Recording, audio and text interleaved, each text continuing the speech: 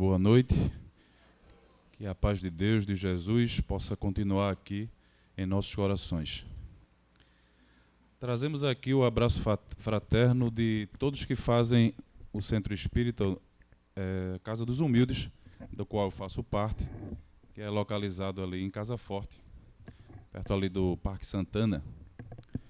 E sempre que a equipe de trabalho aqui da casa nos convida para estar aqui, para a gente conversar, a gente palestrar a respeito dessa doutrina maravilhosa, é sempre um prazer, é sempre uma alegria, pois essa casa, assim como recebe a vocês, me recebe muito bem, de braços abertos, e aqui eu me sinto em casa também. Uma casa que tem os preceitos da doutrina espírita, da mesma forma que o mestre Allan Kardec instruiu que os centros espíritas assim procedessem. Infelizmente, a gente vê muitos centros espíritas, muitos lares espíritas que se denominam espíritas, mas que não seguem a codificação kardeciana. Todo esse trabalho que o mestre Hippolyte Léon Denis Rivail, o nosso querido Allan Kardec, tanto trabalho teve para codificar essa doutrina, inclusive abreviou a sua estada aqui na Terra, porque o trabalho era urgente e grandioso e não podia parar. E ele sacrificou até alguns anos ainda que lhe restavam para que terminasse esse trabalho. E a gente sabe que ainda muita coisa ficou nos seus manuscritos, nas suas anotações, que depois foram publicados, né? Para que a gente tivesse hoje em mãos essa doutrina maravilhosa que começou com o Livro dos Espíritos, essa obra fantástica que divide a humanidade em duas etapas, antes e depois do Livro dos Espíritos, porque é uma obra que vem saciar toda aquela sede de conhecimento que o ser humano tem inata, né? Quando a gente começa a querer compreender as coisas, vem sempre aquela pergunta: por que eu estou aqui, né? De onde eu venho? E após a tão falada morte que o espiritismo matou, para onde é que vamos? O que é que nos aguarda? E esta obra, o Livro dos Espíritos, vem lançar essa luz imensa a todas essas dúvidas, a todos esses questionamentos. E como hoje o tema central da palestra é a conduta espírita no trabalho, a gente enaltece e engrandece esse trabalho fenomenal de toda a equipe da espiritualidade superior e através desse missionário chamado Allan Kardec, que encarnou, depois de tantas encarnações, se preparando para receber essa missão do Consolador prometido. Lembram que no Evangelho o nosso Mestre Jesus disse que muitas coisas ele queria dizer, mas que o povo ainda não tinha condições de compreender a profundidade dessas coisas, desses questionamentos e dessas explicações, mas que não nos abandonaria e mandaria um Consolador. Esse Consolador prometido foi a doutrina espírita. Porque Kardec, quando pergunta através da psicografia mediúnica daqueles médios que os assessorava, daquelas irmãzinhas, que espírito era aquele que trazia tanto conhecimento, tanta coisa profunda e que queria saber a identidade daquele espírito? Ele disse: eu sou a verdade. Aí Kardec imediatamente recorda que o Mestre Jesus, quando aqui esteve, disse: eu sou a verdade, eu sou a luz e a vida, e ninguém irá ao Pai senão por mim.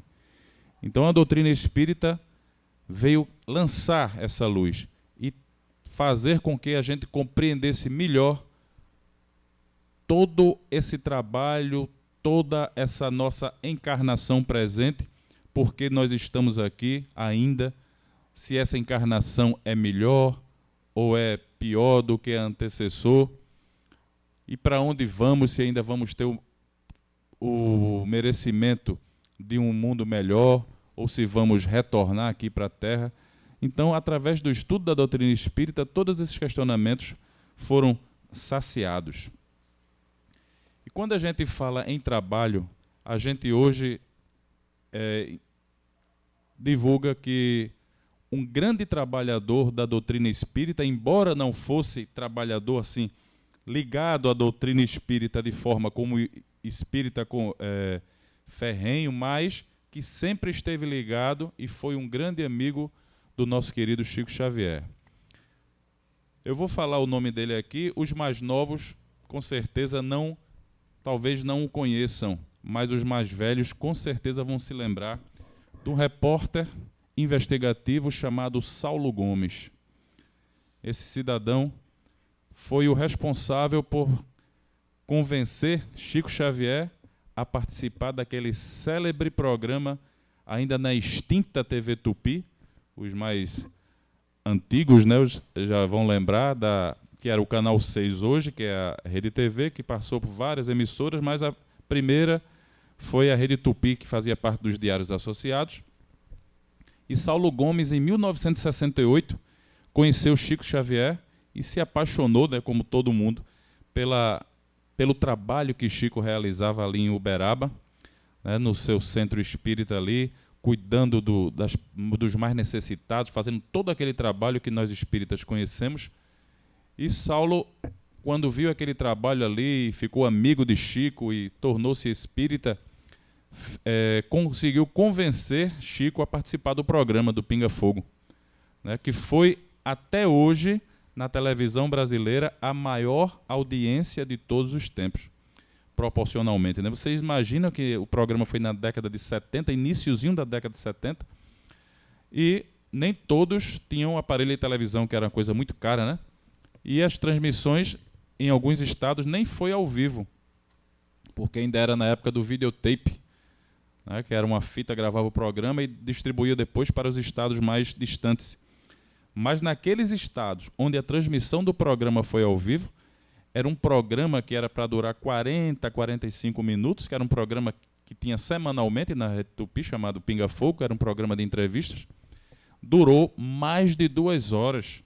E não tinha condições de se encerrar o programa porque a audiência estava estourada e o próprio presidente da emissora disse: deixa correr o tempo, deixa Chico aí, deixa ver, vamos embora que não tem como a gente encerrar o programa. Então a programação foi toda mudada porque Chico Xavier foi lá e uma bancada de pessoas ilustres para fazer perguntas a Chico, entre eles um dos maiores espíritas de todos os tempos, o professor Herculano Pires, que, como diz Bruno Tavares, foi o melhor metro que mediu Kardec, porque Herculano era o kardecista em pessoa. Ele não admitia que nenhum centro, nenhuma organização espírita pudesse divulgar nada fora dos preceitos a que a doutrina espírita falava através das obras de Kardec.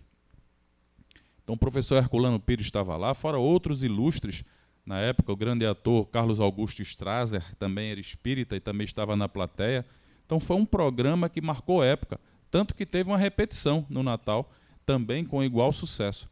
Então Saulo Gomes desencarnou hoje, na madrugada de hoje, 23 de outubro, aos 92 anos, deixando um legado interessantíssimo no trabalho da doutrina espírita e nas reportagens excepcionais que ele fez na sua vida profissional, mesmo fora da temática espírita.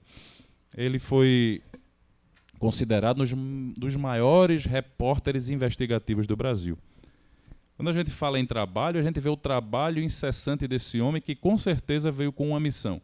Porque quando a gente pergunta assim, vê um repórter investigativo, naquela época da década de 70, existia no Brasil uma coisa terrível chamada um grupo de extermínio, muito forte, que atuava em São Paulo, no Rio de Janeiro, que era temido, e ele foi um dos maiores investigadores desse esquema que tinha, que era com policiais, uma coisa terrível, e nunca teve medo, investigava a fundo. Aí quando a gente o que é chega um homem que é um tipo de repórter investigativo e que, ao mesmo tempo, de outro lado, vai para a doutrina espírita e vai ajudar divulgando o trabalho de Chico Xavier e de tantas outras coisas.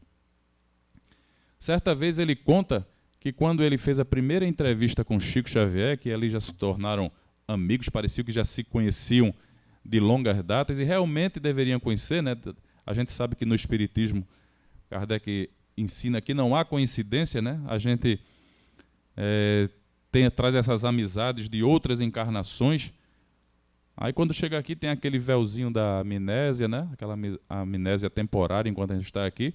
Mas quando a gente se encontra, a gente bate aquela empatia, né? A gente sabe que eu conheço esse cara de algum lugar, conheço essa jovem de algum lugar. E as afinidades aparecem. Porque no Evangelho, quando se pergunta os amores de hoje foram os amores de ontem, serão os amores de amanhã. Ou seja, a gente está sempre se encontrando através das várias encarnações. Usando vestimentas as mais diversas, né? Vestimentas femininas, masculinas, habitando outros países, mas a gente está sempre se encontrando. Então, quando Saulo fez a primeira entrevista com Chico Xavier, Chico, naquela humildade dele, né, depois da entrevista, conversando, aí disse: Saulo, eu queria que você desse uma ajudazinha a uma senhora, uma moça que faz um trabalho excepcional, Maria Aparecida. Ela tem uma casinha que ela transformou em hospital. Imagine que ela largou até a família para cuidar desses doentes de uma doença chamada fogo selvagem. Então, esse princípio de hospital lá em Uberaba, eu queria que você desse uma ajuda, que a gente ajuda aqui, mas os nossos recursos são tão poucos, né? E você,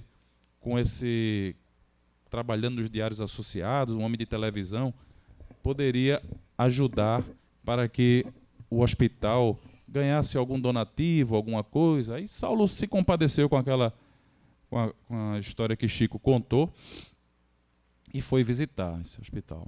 Levou a equipe de reportagem e lá chegando, ele disse que foi uma coisa dantesca quando ele chegou no hospital, porque uma pobreza muito grande, aquela senhora ali, jovem ainda na época, se dedicando o máximo que podia, fazendo o possível e o impossível para cuidar daquelas pessoas que não recebiam nada, ajuda de ninguém, apenas a caridade de algumas pessoas que a conheciam e que levavam para lá. Os doentes mal vestidos, a falta de remédio, alguns até despidos porque roupa não tinham. É uma doença que atinge a pele, que ficam feridas em carne viva, aquilo com odor até putrefato. E Saulo ficou impressionado com aquilo ali. Ele disse que tomou, naquela hora ali, foi uma revolta, foi tão grande na vida dele que ele começou a gravar a reportagem e disse: eu vou ser preso novamente, porque na época era o governo militar e ele tinha algumas ideias diferentes que não compactuavam com o pensamento daquela época e teve os seus direitos políticos na época eram cassados e até exilado ele foi. Então ele volta, ele já vivia ali no fio da navalha, né? Então ele pegou o microfone e disse, sem receio nenhum, pegou o microfone e disse: essa reportagem, senhoras e senhores, é um soco na cara das autoridades do governo de Minas Gerais, da prefeitura de Uberaba, e saiu descrevendo ali todas as autoridades, que passam por aqui e viram o rosto para esse hospital para não ver as mazelas que aqui se encontram e para não sentir o odor putrefato das feridas abertas que aqui se encontram.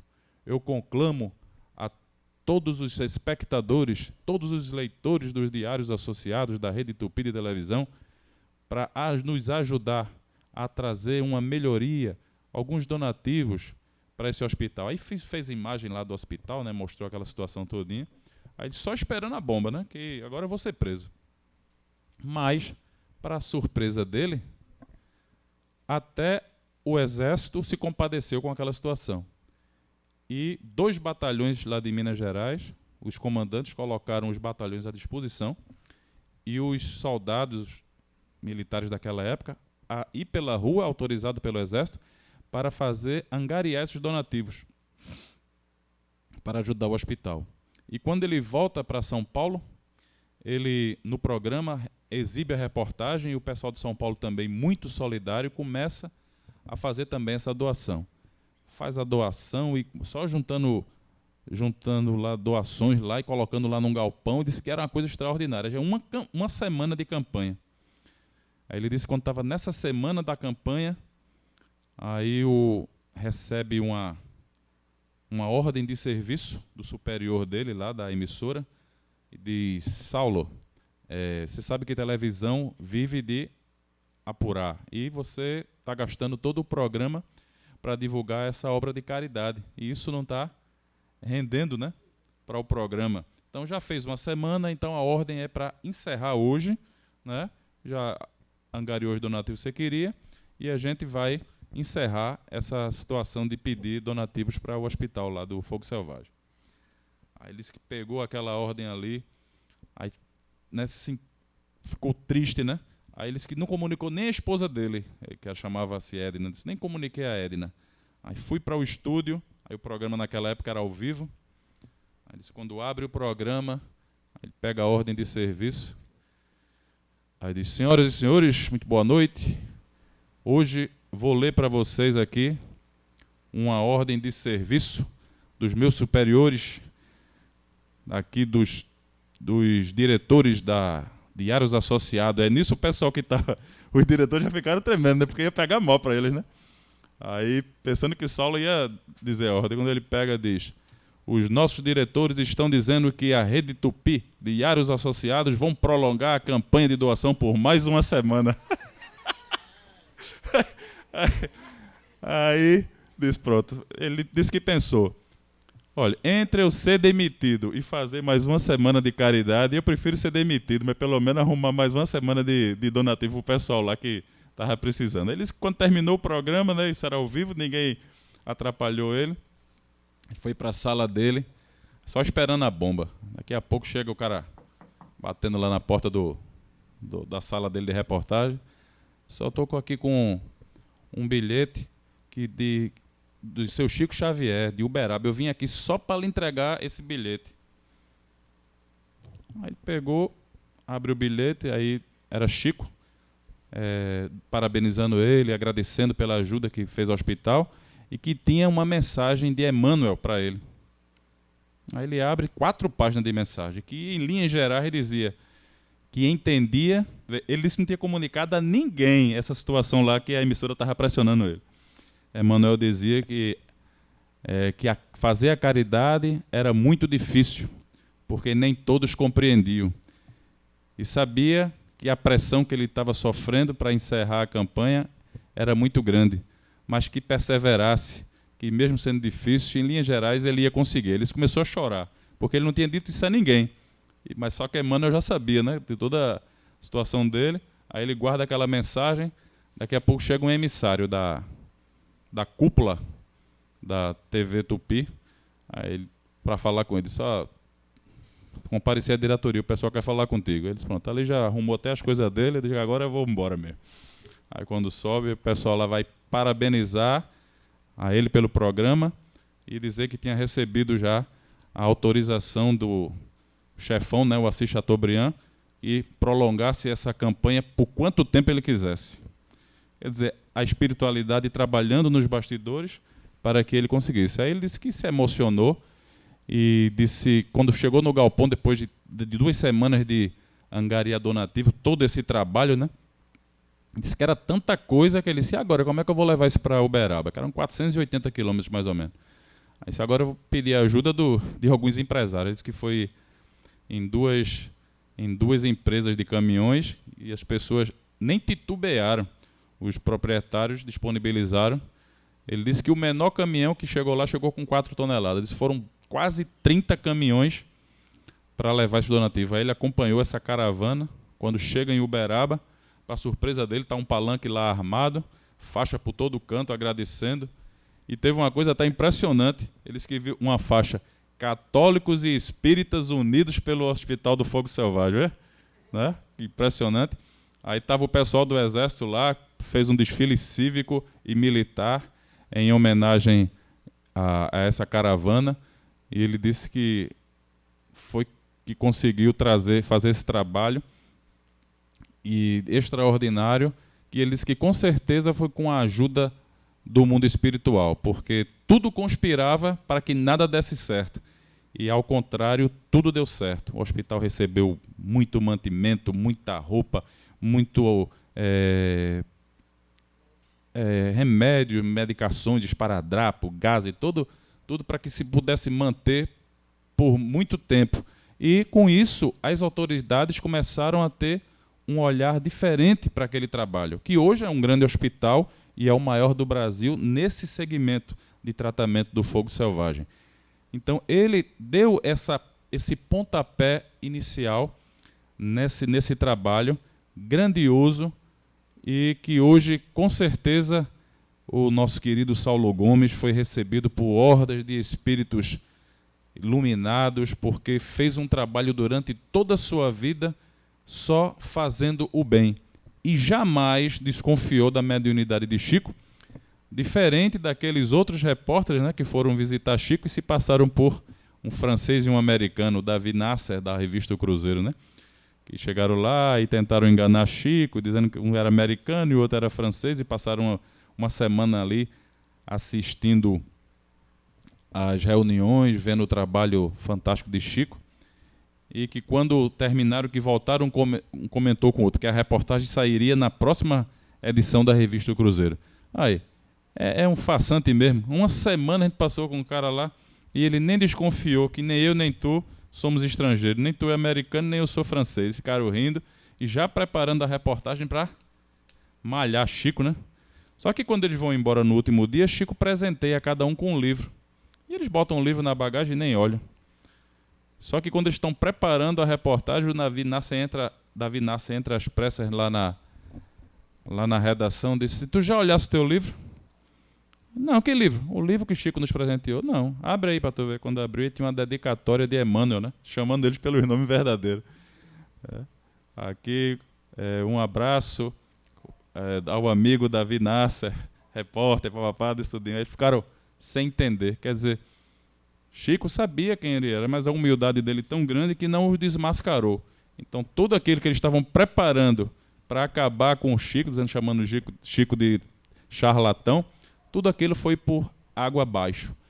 E quando a gente fala em conduta espírita, que é o tema de hoje, a gente se mira nesses vultos que a gente teve a honra de conseguir conhecer, de ver o trabalho que eles fizeram, como Chico Xavier, como o Dr. Adolfo Bezerra de Menezes, como esse grande repórter Saulo Gomes, e tantos outros que, trabalhando cada um em sua seara, mas de uma ou outra maneira participaram ativamente dos movimentos espíritas. Que o espiritismo, ele se baseia sempre naqueles 3 pilares que todos conhecem: ciência, filosofia e religião. Mas o que mantém o espiritismo vivo e que é chamado a mais excelente das virtudes é a caridade. Então, quando você faz a caridade, que não é só você dar a esmola sem olhar para a cara daquele que está pedindo, mas é aquela caridade da preocupação, de você saber que uma pessoa que está com determinado problema, que nem sempre é financeiro, hoje se fala no mal do século, que é a depressão, que nada mais é do que uma falta de objetivo, de um afastamento do Criador. Hoje, com a tecnologia, os seres humanos, os grandes doutores, pensam que, né, são alguma coisa, mas se esquecem da grandiosidade de Deus. E a maioria das pessoas que estão nesse problema, você pode ver que elas estão afastadas de Deus. Quando você começa a fazer um trabalho de ajuda, um trabalho de caridade, uma campanha do quilo, que é realizada em centros como esse aqui, como a Casa dos Humildes, você sai renovado. As visitas de voluntários ao Hospital do Câncer, à ala infantil da ACD, quando você vê tantas criaturas ali que vêm com uma expiação pesada e que às vezes não, na maioria das vezes a gente vai para lá pensando que vai levar um consolo e a gente é que volta consolado, que são espíritos já tão evoluídos, que eles mesmos escolheram aquelas provações e que eles não têm nada de revolta. Muitas vezes nos ensinam, nos dão aula, né? Pais de crianças que desencarnaram ainda novinhas através do câncer, eles narram que chorando, e os filhos a consolam: meu pai, minha mãe, não chorem, né? Não tem por que chorar, né? Eu agradeço a Deus pelos momentos que estive com você, mas eu sei que eu vou voltar, o Papai do Céu está me chamando. Então, os pais ficam ali arrasados, porque acabado, né? Porque qual é a maior tristeza? É antinatural o pai sepultar um filho, né? O natural são os pais envelhecerem e os filhos sepultarem eles. E quando acontece o contrário, nenhum pai, nenhuma mãe esquece isso facilmente. Por isso, esse grande trabalho que Chico realizava, e que outros médiuns psicógrafos hoje ainda fazem, que é das cartas consoladoras. Porque já imaginou você que não tem nenhum conhecimento espiritual, muitas vezes é agnóstico, e acaba numa situação de perder um ente querido, que pelas vias do materialismo, pronto, sepultou, acabou-se, nunca mais vou ver, ao desespero. Aí quando você chega num centro sério, onde tem um médium sério, que lhe traz uma mensagem consoladora de um ente querido seu, que está do outro lado, mas que volta para dizer que a verdadeira vida é lá, que ele está mais vivo do que nunca, e que narra para você coisas que só vocês sabiam, né? Para provar, comprovar efetivamente a verdade daquela comunicação. Aquela grande atriz que fez muitas novelas, muitos programas humorísticos, que era uma das maiores amigas da Hebe Camargo, a Nair Belo, ela era espírita convicta depois que ela recebeu a mensagem de um filho querido dela. Na época ela dizia que não acreditava nisso. Até que ela perdeu o filho num acidente de automóvel e ela ficou acabada. Não queria mais trabalhar, numa depressão horrível, né? Querendo morrer mesmo, porque não aguentava a ausência, que é aquele filho muito ligado a ela. E ela diz que foi convencida por uma amiga a visitar Chico, lá em Uberaba, mesmo sem acreditar. Mas o desespero era tanto, ela: eu vou, não tenho nada a perder mesmo, e foi ao centro. E lá no meio de tantas mensagens ali que recebia, quando é citado o nome dela, para ela que comparecesse, que tinha uma mensagem para ela. E lá era a mensagem realmente do filho. Então ele começa a narrar como foi o acidente, o que aconteceu, como se procedeu o acidente. Até aí tudo bem, nada demais que não pudesse ser inventado, né? E ela ouvindo. Até que ele conta uma conversa que os dois tiveram alguns dias antes do fatídico acidente, porque eles tinham um parente em uma cidadezinha do Rio, do interior, e Nair Belo disse que esse ano todo mundo vai passar as festas de final de ano na casa de fulano, que era uma irmã dela ou uma tia, não me lembro, não recordo. Todo mundo vai. Aí esse filho dela, que era o mais ligado, esse que desencarna nesse acidente, aí para provocar ela, porque sabia que ela era estovada, explosiva, né? Disse: eu não vou não. Vou nada, tá vendo que eu vou final de ano passar lá no interior sem nada para fazer. Se vocês quiserem, você vai. Agora eu não vou não. Aí começaram a discussão de dois. Aí ele disse que depois caiu na gargalhada e abraçou-se com ela. E disse: não, mamãe, estou brincando. Para onde a senhora for, eu vou. A gente vai passar o final de ano lá. Essa conversa só os dois tiveram na cozinha. E ela não comentou com ninguém. E poucos dias depois aconteceu o acidente. Aí, na mensagem, ele diz: mamãe, lembra daquela conversa que a gente teve na cozinha, que a gente ia passar o Natal na cidade tal, com nossos parentes, tudinho, que você ficou aperreada porque eu disse que não ia? Aquilo era brincadeira, mamãe. Eu jamais iria passar uma festa de final de ano longe de você. Eu iria assim. Aí, quando ela leu essa parte, aí ela disse: não tinha como outra pessoa saber. Aí ela se desmanchou. Começou a chorar e viu que realmente era o filho dela. Porque ninguém sabia daquela conversa. Foi uma conversa íntima dos dois, na cozinha, só tinha os dois em casa. E pouco tempo ele desencarnou e ela nem se lembrava mais. Quando ele tocou no assunto na carta, ela recordou. E viu realmente que era o filho que ali se comunicava com ela, é que realmente ele estava vivo. Foi que ela tomou um novo ânimo. Aí voltou ao trabalho devagarinho, voltou a fazer as coisas que ela fazia, porque sabia que não o havia perdido, que ele estava mais vivo do que nunca. Essa é a doutrina espírita, é a doutrina consoladora, não é uma doutrina de se conformar. Ninguém quer que nós espíritas sejamos conformados.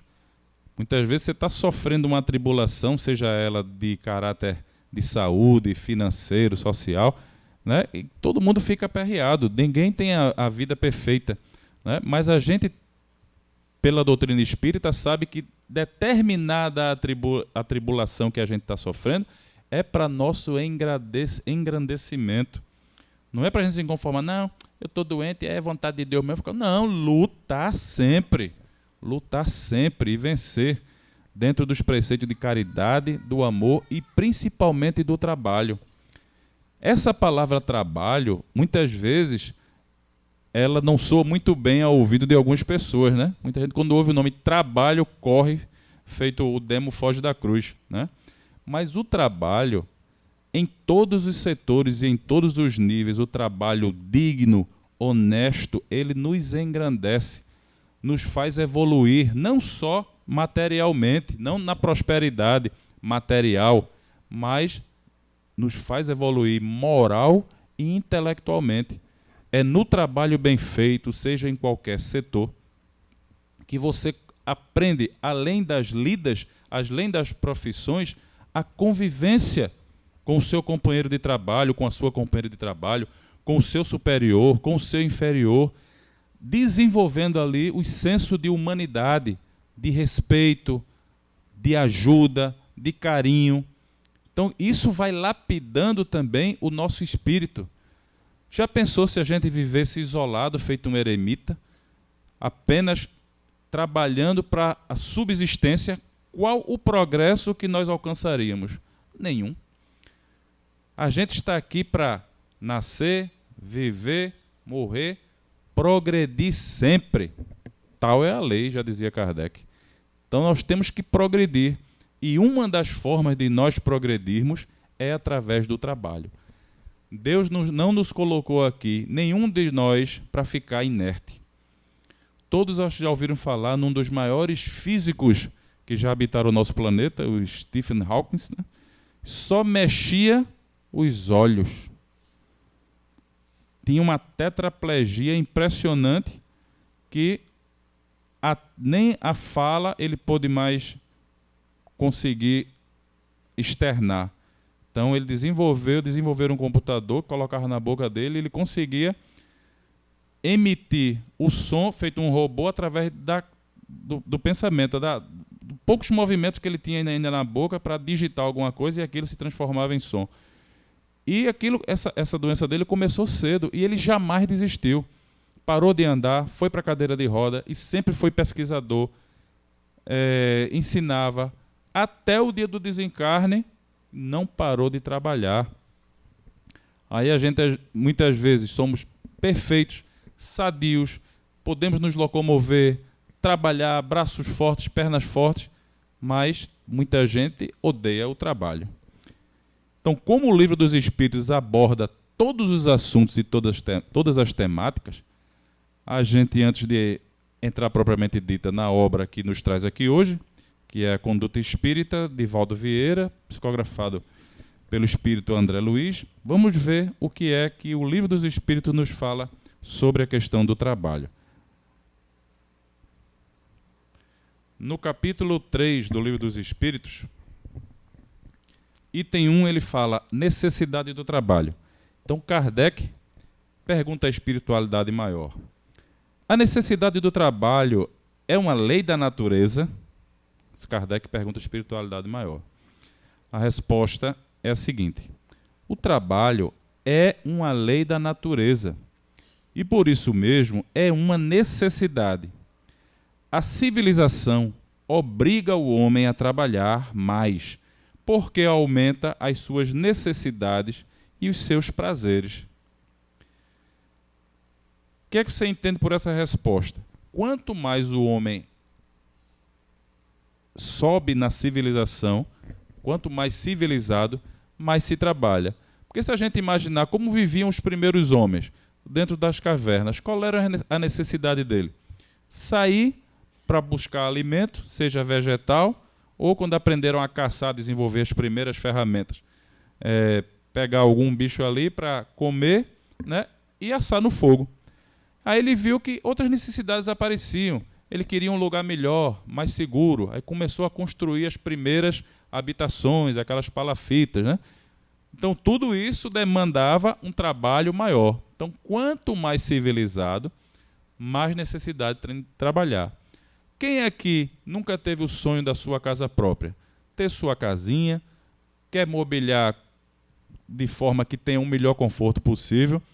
Você quer um sofazinho de tijolo ou um sofazinho bem fofinho para assistir aquela novela, né? Quer um fofinho, né, para ficar mais tranquilo. Então, a necessidade do conforto, a necessidade de uma melhor moradia, de estar no lugar melhor, nos obriga a trabalhar mais para que nós possamos angariar determinadas coisas.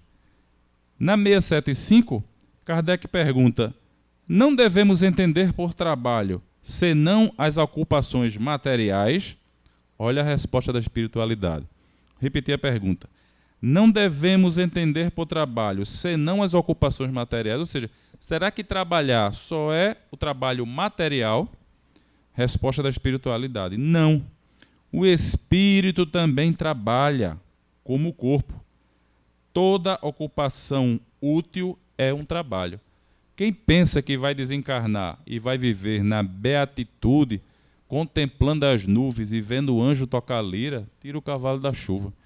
Quando a gente desencarna é que vai trabalhar. Até porque não vamos mais ter o corpo físico. O corpo físico tem algumas necessidades, né? Nós precisamos dormir para recuperar as energias, precisamos nos alimentar, beber água. O espírito não. O espírito é 24 horas, é Jack Bauer, né? Direto. Não tem tempo de descanso. Para que descansar se ele não cansa? Então, trabalhar. Mas qual é o tipo de trabalho? Ajudar. Se você pega o livro Nosso Lar, você vê aquelas equipes que descem ali as regiões umbralinas para pegar aquele pessoal ali, os enfermos, levar para as colônias.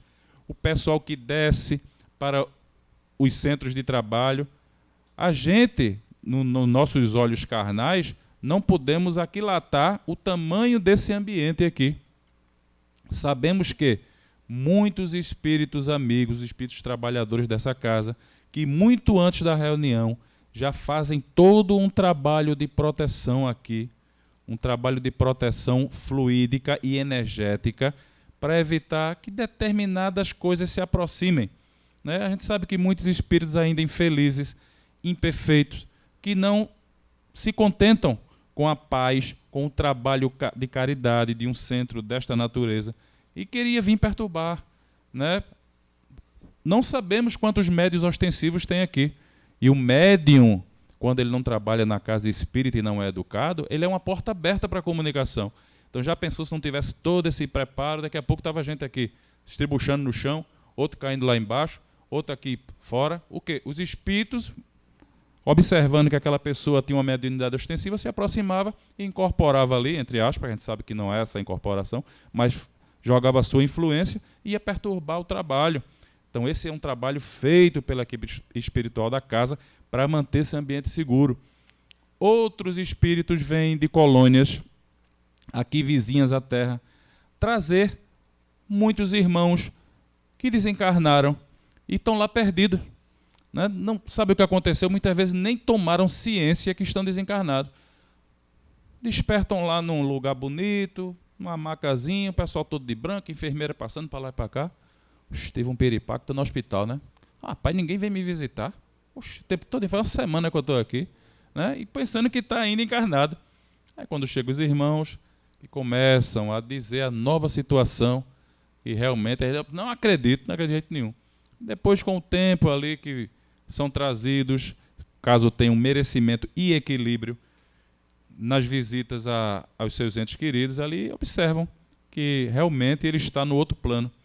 E como eles não tiveram, na vida pregressa, a oportunidade de frequentar um centro espírita para ouvir as verdades espirituais, para saber o que acontece após o desencarne, são trazidos aqui para assistir essas reuniões.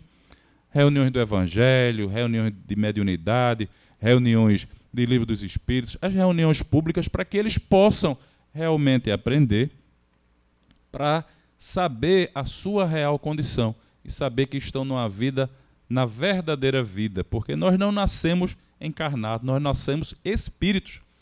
Fomos criados espíritos, todos iguais, simples e ignorantes, ou seja, sem nenhum saber. Se estamos hoje na posição que nós nos encontramos, pelo nosso merecimento, porque Deus nos deu livre-arbítrio para que possamos aprender, seja da forma intelectual e também moral.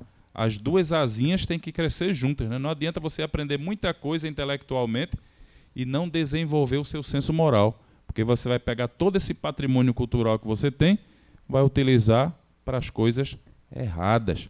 Quando você desenvolve o senso moral, você é um inventor, você vai inventar uma coisa que, ao mesmo tempo, seja de grande cabedal intelectual, mas que ajude também a humanidade. Um exemplo, o Dr. Albert Sabin, um homem pesquisador, trabalhador, desenvolveu uma vacina que é tão boa que nem traumatiza a criança, porque nem agulha tem, né? Aquelas gotinhas maravilhosas que fizeram com que as nossas crianças escapassem da poliomielite.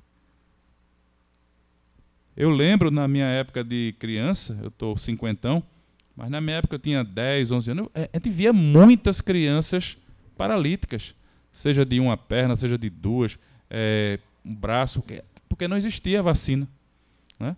Depois que começou a vacina, foi descoberta que foram feitas as campanhas, a gente vê que, graças a Deus, é um caso perdido, às vezes por relapso, pais relapsos que não levam os filhos para tomar a vacina.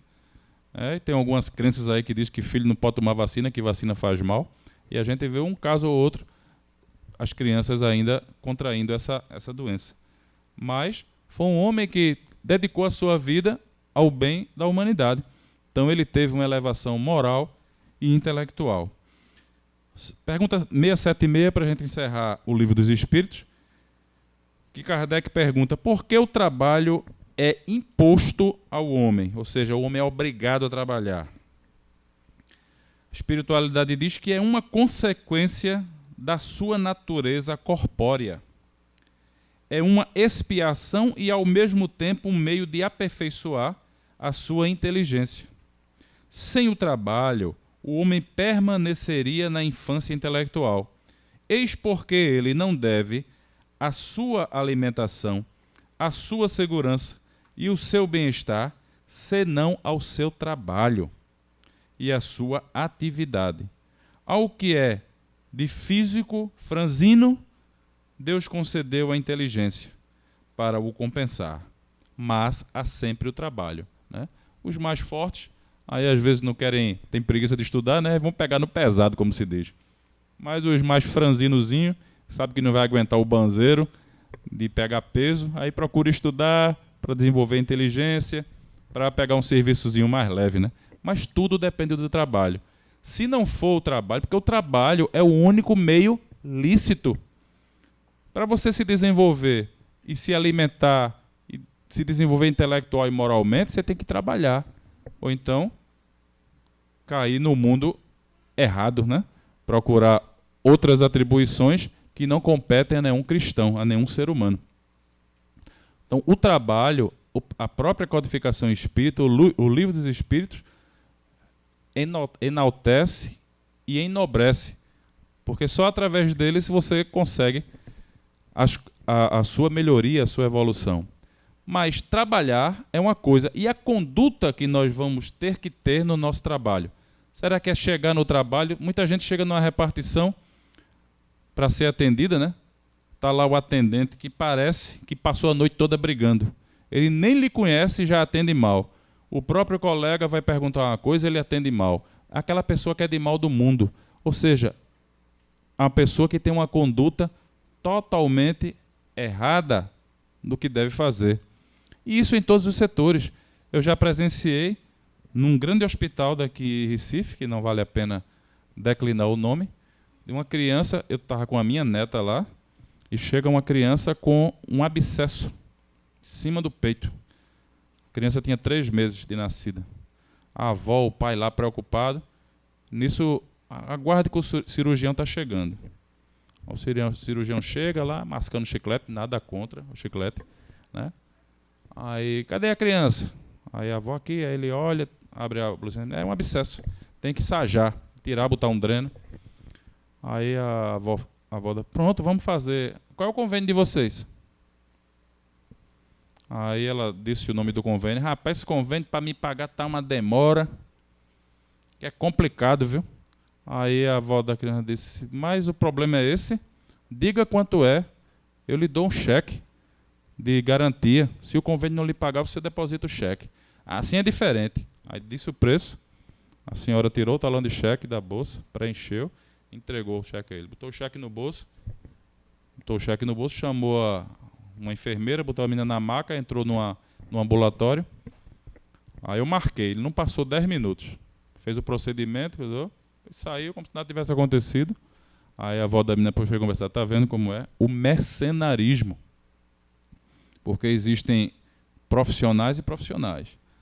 Eu sempre enalteço, sempre nas conversas, falando de médico, um grande médico pediatra chamado Ed Valniro Gouveia. Esse vale a pena declinar o nome, porque tinha um consultório ali pertinho da restauração e ele atendia qualquer pessoa, do mais humilde ao mais abastado, da mesma maneira. Se tivesse dinheiro, pagava a consulta, se não tivesse, não pagava, ele atendia do mesmo jeito. Esse, com certeza, está lá junto do doutor Adolfo Bezerra de Menezes, um homem que tinha a medicina dentro do coração, era o médico dos humildes.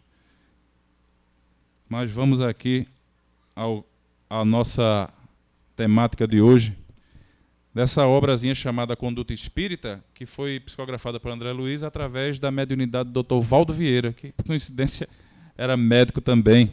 E muitas obras de Chico foram produzidas através de parceria com o Valdo Vieira. Interessante que tem algumas obras que Chico fazia um capítulo e Valdo Vieira fazia outro, né? Só que o mesmo espírito, André Luiz. Aí quando Valdo mandava os manuscritos dele, quando colocava, aí continuava certinho, de onde parava, continuava, né? É impressionante a psicografia. Como era o mesmo espírito, não tinha diferença. Assim, você não sabe, você pega uma obra psicografada pelos dois e você não consegue distinguir quem foi que psicografou qual parte. Porque a linguagem ali é do espírito e não do médium, né? A mediunidade dos dois era fabulosa e conseguiam fazer esse trabalho. Então, o capítulo 8 desta obra diz o seguinte: no trabalho, ele diz assim: desde que se encontre em condições orgânicas favoráveis, dedicar-se ao exercício constante de uma profissão nobre e digna, o engrandecimento da vida exige o tributo individual ao trabalho. Situar em posições distintas as próprias tarefas diante da família e da profissão, da doutrina que abraça e da coletividade a que deve servir, atendendo a todas as obrigações com o necessário equilíbrio. O dever lealmente cumprido mantém a saúde da consciência.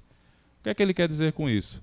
As nossas obrigações do nosso lar, as nossas obrigações na doutrina que abraçamos, no caso a nossa doutrina espírita, e as nossas obrigações no trabalho, elas têm que se manter em equilíbrio, porque não adianta você ser um excelente pai de família e ser um péssimo colega de trabalho. Não adianta você ser o santo aqui na doutrina, dentro da doutrina espírita, no centro espírita, participar de campanha do quilo, nos trabalhos de caridade, dar passe aí mediúnico, fazer doutrinação, e dentro de casa ser o bicho, maltratar sua esposa, maltratar seus filhos, né? Que quando as pessoas às vezes sabem, fulano de tal agrediu a esposa. Não é possível, não acredito não. Aquele camarada é meu colega lá do centro espírita, é um homem caridoso, faz campanha do quilo todo domingo, dá passe, é doutrinador, mas às vezes acontece isso, o desequilíbrio. O cara é bom num setor, mas no outro não tão bom, né? Prejudica muitas vezes a educação dos filhos, a convivência com a esposa e, enquanto isso, nos outros setores, é um santo. Então, tem que se haver esse equilíbrio, é que ensina a espiritualidade. Examinar os temas de serviço que lhe digam respeito, para não estagnar os próprios recursos na irresponsabilidade destrutiva ou na rotina perniciosa. Da busca incessante da perfeição procede a competência real. A gente sabe que o mundo é dinâmico, né? E em todas as profissões elas evoluem. Então você não pode querer aplicar os conhecimentos que você aprendeu há 20 anos atrás, quando já tem outras formas de se realizar as coisas, continuar aplicando ali. Porque você vai estagnar no tempo. Então, procurar sempre a perfeição no trabalho. Você está fazendo aquele procedimento que você faz há 20 anos, está dando certo. Mas o cara descobriu que você pode fazer aquele mesmo procedimento num tempo muito menor, então com menos dispêndio de recurso e de energia. Então, por que você vai continuar naquela sua prática de 20 anos se você pode fazer a mesma tarefa com o menor tempo e com o menor custo? Então, a própria espiritualidade nos ensina a evoluir nas próprias tarefas do trabalho. Não devemos ficar estagnados. Isso em todos os setores, né? Antigamente, você pegava uma vassoura, cortava capim para fazer uma vassoura com aquele capim de botão para varrer o terreiro, né? Hoje em dia, você pega uma vassoura boa de piaçava que vai diminuir o seu trabalho, né? Isso fazendo uma analogia ao trabalho penoso. Antigamente, você tinha que convocar um bocado de trabalhador, né, para poder levantar uma carga e colocar em cima de um caminhão. O camarada ali sofria. Quantos não estrangularam ali as suas hérnias, rasgaram o músculo, botando força ali para fazer aquele trabalho brutal. Hoje você chega com a empilhadeira, as cargas são todas paletizadas, levanta a empilhadeira, carrega um caminhão com meia hora. O que se fazia com 2 horas para carregar. Evolução. Ajudar aos colegas de trabalho, compreendê-los, contribuindo para a honorabilidade da classe a que pertence. O espírita responde por sua qualificação nos múltiplos setores da experiência. Você, às vezes, quando está num cargo de chefia, está vendo um companheiro seu fazendo determinada tarefa, e que aquilo ali está sendo complicado, às vezes o cara não entende, você vai lá, ajuda, orienta, faz com que o serviço renda, você ganha uma amizade, ganha um amigo ali, torna aquela tarefa do seu subalterno ali, no caso aquele que está sob o seu comando, mais fácil, mais tranquila. Isso é caridade também.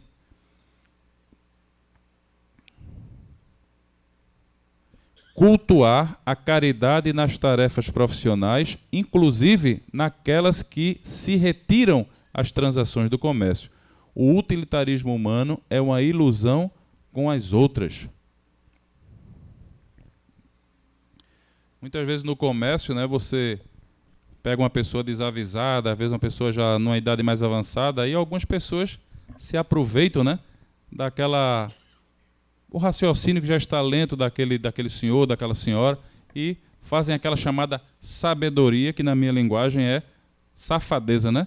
Que cobram a mais, na hora de fazer a soma ali de uma compra, adicionam uma coisa ali que aquele senhor, aquela senhora não vão perceber, e no final da conta ainda ficam achando graça e agem com a verdadeira desumanidade pela falta de caridade naquele segmento ali, naquele ato que ele fez.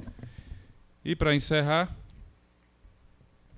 jamais prevalecesse das possibilidades de que disponha no movimento espírita para favoritismos e vantagem na esfera profissional.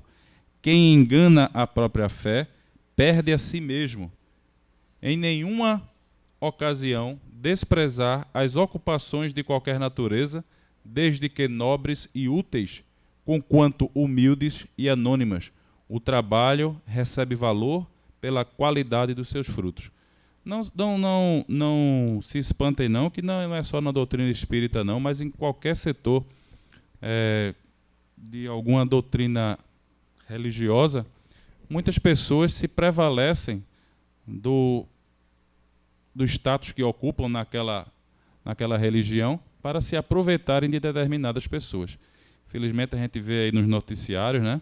Então a gente tem que ter muito cuidado, não é só porque uma pessoa aparenta aquela aura de respeitabilidade, mas aprender a conhecer. Porque o próprio Espiritismo diz, não se iluda com os nomes que os espíritos dão na comunicação. Às vezes são pseudos espíritos sábios.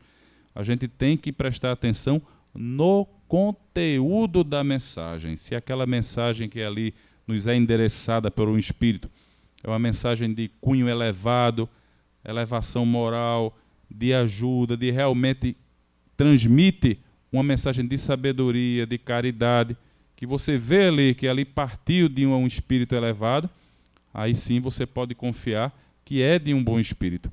Mas não se engane que muitas vezes uma mensagem qualquer e o cara assina Santo Antônio, Santo Agostinho. Não se iludam com o nome, até porque os bons espíritos não fazem questão de nome. André Luiz mesmo não dá esse nome André Luiz. Na hora de, como é seu nome? Bota aí André Luiz. Ninguém sabe. O nome dele era outro, né? Porque ele não fazia, queria fazer o bem.